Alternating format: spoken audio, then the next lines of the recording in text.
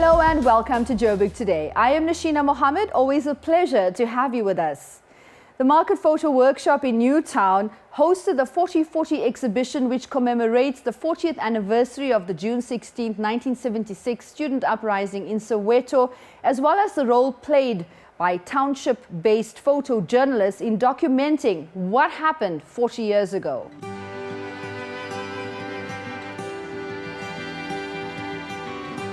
The 4040 exhibition reflects on the 1976 era and recaptured the experience of matching the past with the present. We felt that to do this, we need to reconnect with the then youths, in this case, photojournalists, and to acknowledge their role that they played in documenting, our past and the past developments up till now, which becomes a reference point. Images that we see of the 70s struggle inspires not only South Africans, but the whole world over.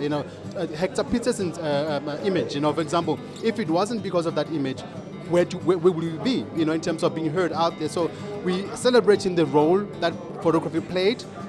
The exhibition consisted of photos from the past and the recent Fees Must Fall movement. These images from different photographers, they create some kind of a dialogue, or at least they evoke a dialogue from us. In essence, what we're trying to promote is photography is a profession. We have selfies, we have cell phones that everybody thinks they're photographers, which is great because what it does is it creates awareness on the significance of an image, and people like looking at themselves and self-reflection. So they should understand, on the bigger scheme of things, they are professionals who, on a day-to-day basis, document our lives, not just for the sake of documenting, but towards human evolution. We borrow from images of the past to go to the future. As a photographer, you have to take pictures that you see now. You don't think of things. You see things, you react immediately and take pictures of those events. For you to take certain types of image that carry certain meaning, because an image is a construction of meaning that is influenced by your society and your upbringing. There's so many elements that goes into that frame, more than just click. This is a reflection of what used to happen in the past.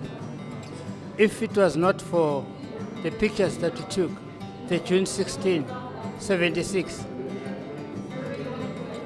many people would not be knowing what happened in Soweto and the whole country. The event was blessed with presence from old veteran photographers. We also asked them what challenges they faced as black photographers in the past.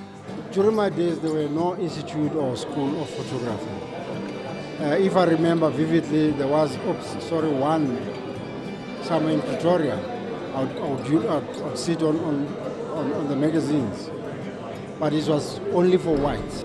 It was very difficult because you were not allowed to take pictures, especially where policemen are wearing uniform.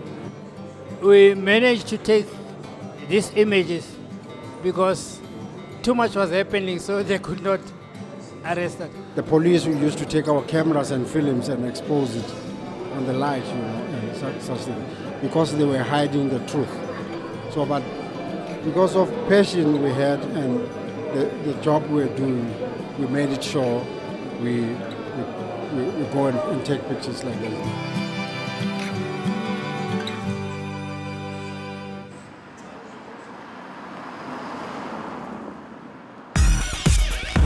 Like us on Facebook, joburgtoday.tv, and follow us on Twitter at Joburg Today. Earlier in studio, I had a chance to talk to Bongani Mnguni, one such township-based journalist who captured the unfolding of the events on June 16, 1976. He had much to share with us.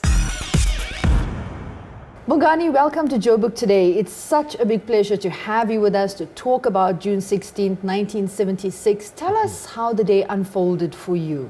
I was fortunate enough because I stayed the same street as one of the high schools, which is Orlando West High School. And then I had a little daughter, a 3-year-old. I normally take her to school, which is opposite Orlando West High. That day I took my daughter to school, but I discovered there's quite a lot of students outside from the high schools, and they were mingling around. and I suspected that something going to happen. So I immediately took my daughter back home.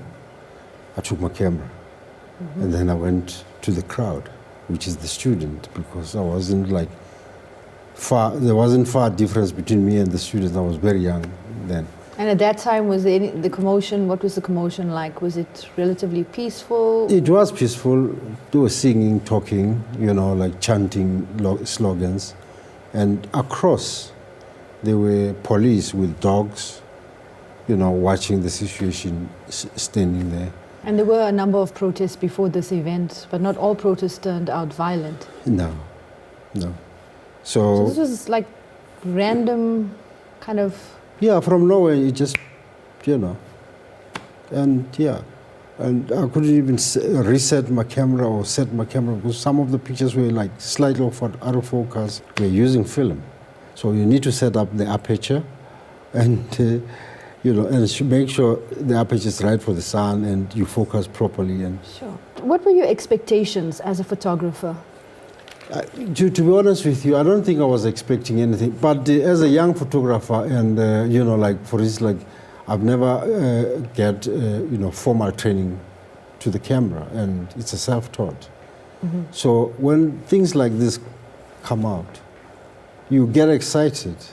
You want to grab everything. Yeah. But imagine, if you want to grab everything, what time do you focus? And. Your work is received all over the world, and what was appetite like from international press and media to actually cover the unfolding of the events at the high school on June 16th? Well, day one, there were no other photographers, international journalists and so. And I guess it's good because probably they were going to be... So it got a lot of publicity, the photographs. And besides, they wouldn't be allowed by the police or the students because the police didn't even allow us to take pictures because they wanted to hide this thing because they knew if you come from a newspaper, you're going to show this to the newspapers, the whole world would know. At a later stage, not the first day, later stage during the week, the students also started to, be sort of don't like us. Because of, we take these pictures, we publish them on our local newspapers, and then the police take the paper, start tracing them with our pictures. So they were victimized as well. Call us sellouts. And I think it's the photographs and the photography that came out of that event that really told the tragic story of what happened at that school. Definitely. And shift perception. Yeah, definitely. Hence, it was a turning point. Hence, they say when picture tells the 1,000 words. Yes. That old adage is so true. Yes. When you look at a picture and you actually see the tragedy in the eyes of the victims, it opens hearts and souls and minds. Yeah, but they're talking about the old pictures of the negatives, not now, digitals, because you have Photoshop. Oh, of course. We never had Photoshop. Yes, the purpose is slightly different. Yeah. But it was such a big pleasure to have you with us. Thank you so much for your time. You're welcome, my dear.